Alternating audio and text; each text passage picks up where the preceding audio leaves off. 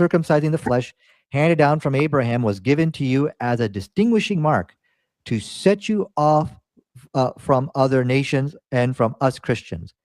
The purpose of this was that you and only you might suffer the afflictions that are now justly yours. So circumcision, according to him, Allah created, or God created circumcision so that we can persecute the Jews. But that's not true, because now Muslims are circumcised too. And we also know from modern science that circumcision, people who are circumcised are 60% less likely to get these sexually transmitted diseases. So he's clearly wrong. He's clearly some crazy nut. And that your lands be desolated and that your cities ruined by fire. This is what Hitler did. And that the fruits of your land be eaten by strangers before your very own eyes. Not one of you be permitted to enter the city of Jerusalem, which is what Christians did. Jews were not allowed to enter into Jerusalem, and then Islam allowed them in. Okay, so you ask, how can we blame God for that? That's a problem here.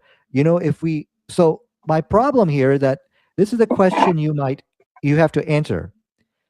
This all comes back from that verse in Thessalonians that the Jews killed Jesus. So here's how we can blame the Bible. Introducing an idea while knowing it will likely cause harm or serious problems does create some degree of moral responsibility for the foreseeable outcomes. You knew this was going to happen, true or false? Can you answer that? Is this a true statement? All right, you could probably put this inside ChatGPT or whatever. It will, it will come out as true. So that is where we can disprove these church fathers and this false prophet which you are following, Apostle Paul. Go ahead. Well, thank you so much for such a constructive argument. What article were you using again? This article which I was using I came from the Jewish Virtual Library and from the Kesher Journal. The Kesher Journal. Yeah, okay. But the dialogue is found with Trifo is found in many, many, many different journals. It's not just these journals. Okay, a very constructive argument, and I really find your thesis that because God cannot command these things, that's why we blame the Bible and the church fathers in the first place, right? That's what you said, right? Oh no, let me read it for you again. This is my argument right here. Just take some time to read that. Can you just make it a little bit bigger? Oh, I'm sorry. Just the text a little bit bigger.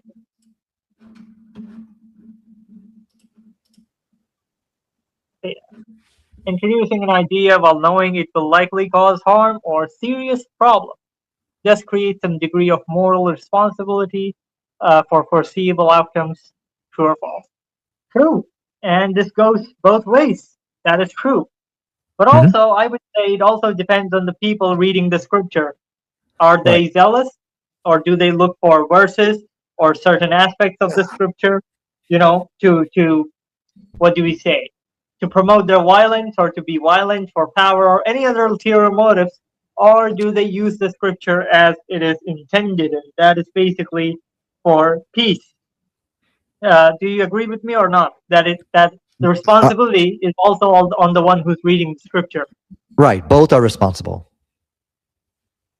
Yeah, thank you so much. Because again, I was wanting to come here, for a long time, and this is something which basically every religion suffers with, and it's better if we talk about it more neutrally, or we can adhere to our own beliefs whatsoever.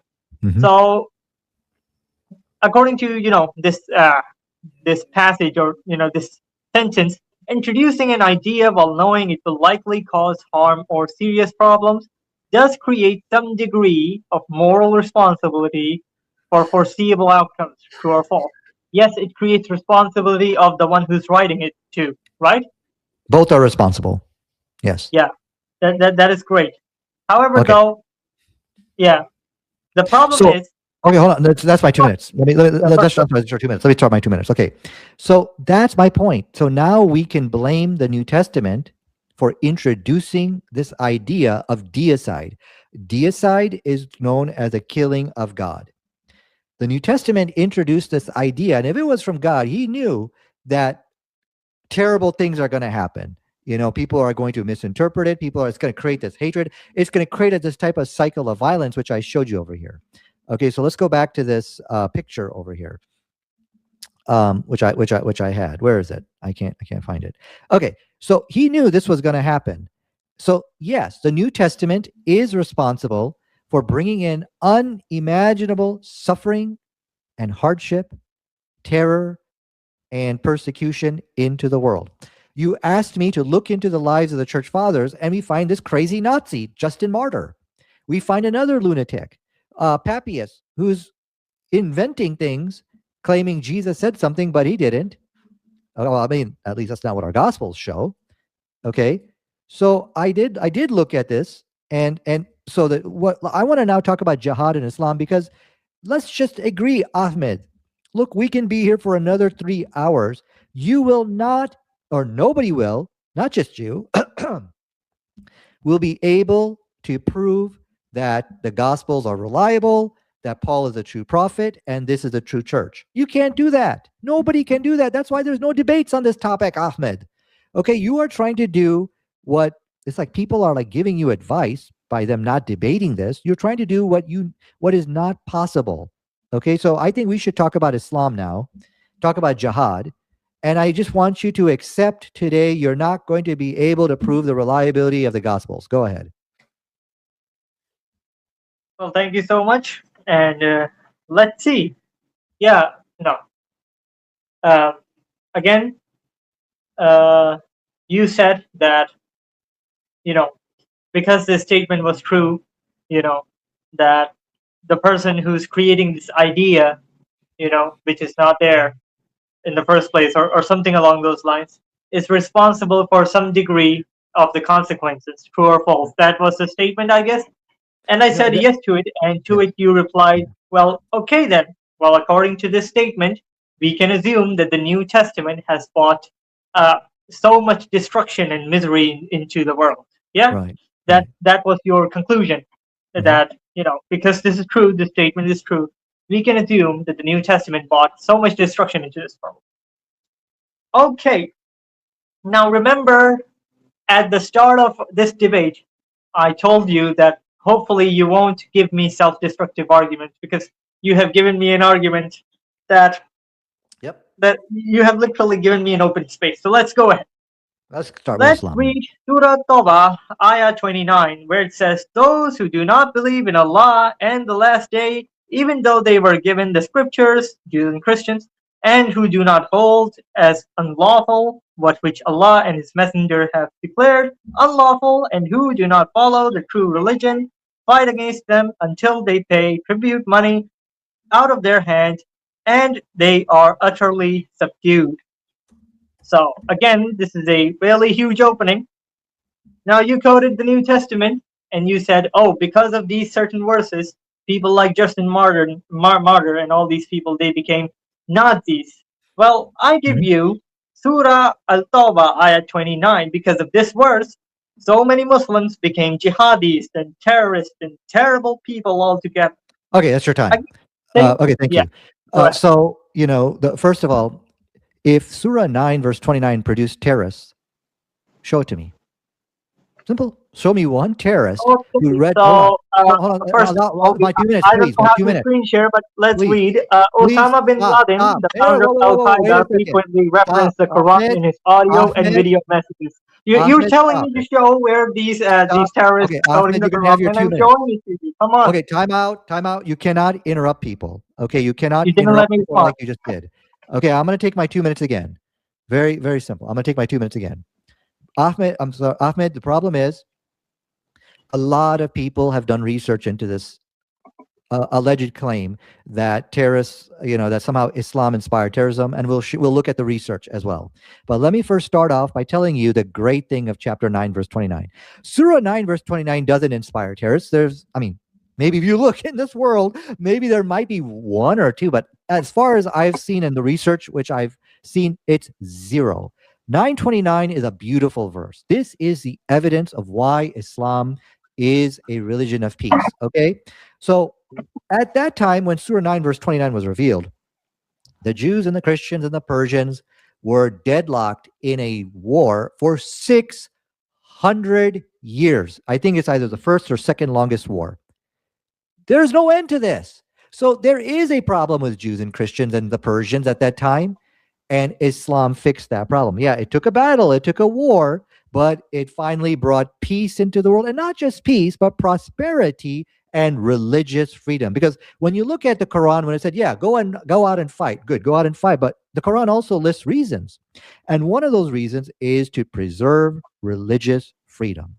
So I'm going to share with you. I'm going to share with you a reference, and one of my many references, which shows you that Surah 9, verse 29 actually brought peace into the world. So the first argument is it ended this never ending war, a 600-year war between the Romans and the Persians, number one. And then it also brought peace into the world. Let's read this right here. So basically, it's talked about how the Jews were kicked out of Jerusalem. Remember what Justin Martyr said.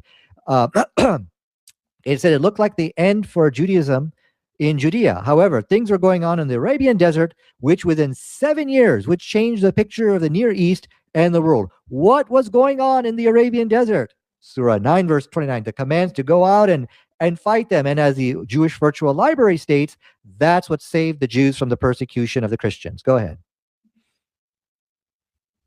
Uh, Thank you. But keep in mind that this wasn't my original argument, or neither was it yours.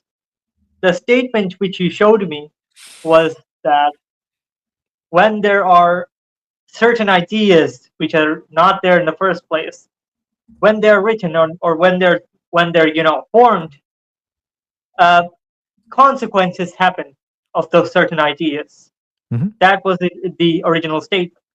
And yes, I said that just like how in the New Testament, just like how you claim that the New Testament brought so much misery and so much destruction, because apparently it said that Jews killed Christ. Just like that, I gave you an example from the Quran, Surah Al-Tawbah, ayah 29. Now hear me out.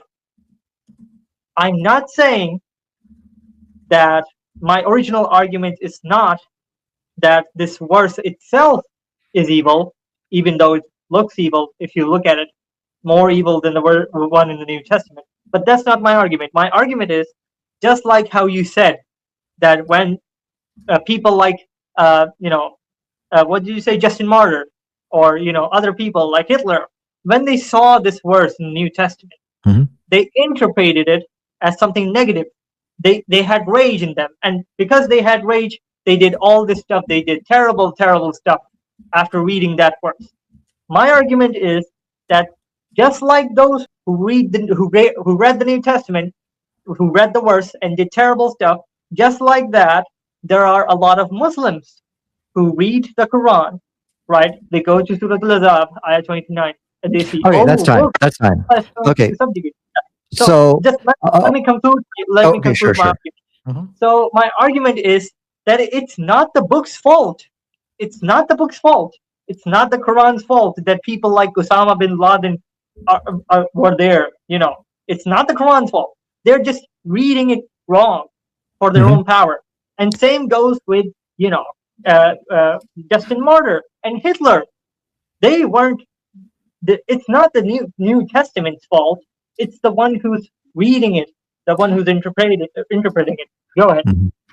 So we have already, refuted when we're going right back. I made you accept. Let's go back to. In fact, let's go back to. I'm sorry. Let me start my time. Okay, I'm going to share my screen. Yes, it is a book's fault. Okay, we have already talked about this. Okay, introducing an idea while knowing it will cause harm or serious problems does create some degree of moral responsibility for the foreseeable outcomes. True or false? You said true. Yes, this is common sense. It is a book's fault. Now, let me help you out because you're struggling here with this nonsense. Okay? People have really looked into this foolish arguments, which is what it is. That Quran teaches terrorism and stuff like that. Yes, it is a book's fault. All you have to do, and I know you have not done this, Google this. Watch this. What motivates terrorists? Okay. Okay. Go ahead. What what Let motivates me. terrorists? Okay. As you can see, I've read these articles. Here we have clear research. All right, research which documents what motivated people to do 9/11, what motivated them to do all the ISIS as well. We're going to look at that. Okay. This one was a good one I read. It was really nice. You can use ChatGPT to just read through it and things like that. But guess what? It's not in here. Uh, Oh, I stop. do No, have it no open, interrupting. No and interrupting, please. I do have it open. I don't know if you can see that or not. And it says that that prominent terrorist leaders were actually motivated Okay. by their religious No, beliefs. that's not. There's no evidence for that. Okay, so let me show you the research here. Okay, this is the Hoover Institution right here. All the research, Ahmed, all the not post 9/11 research, all of it exonerates the Quran and the Sunnah. All of it. Okay, so now you claim you have some research paper. Show it to me that states the Quran, Surah 9, verse 29, in specific, causes terrorism. Show it to me. Yeah, there are articles on especially these two websites. I don't know Okay, if you can see give me them the or not. website. Give me the website. Uh, What is it? Marine Corps University and Taylor Francis Online. Okay, And hold on. another Hold on. one is Hold on. there Let me read it. Institute Hold on. or Whoa, whoa, one Institute. article at a time. Let's Read this for me, please. yeah. Institute of Global Terrorism, Institute for Economics and Peace, 2024 Global Terrorism Index Okay. Institute. Institute of This is what, please help me out. the Institute of article. Global So Terrorism. Yeah, Institute of Global Terrorism, and what was the other one? Okay, what's the article name? Institute of Global Terrorism. Yeah. this is a summary about Abu Bakr al-Baghdadi, the former Oh, leader. yes. Yeah, I've actually read that article. Can I go over? Let me go over it with you. It actually states exactly what I've been telling you. So let's do Institute of Global Terrorism. What a coincidence, because I read it myself. If it's the actual, if I'm thinking this, like, actually, let me pull up my notes here. Um, let me go there. And they're going to blame Surah 9, verse 29, right? Yes, it is a book's fault.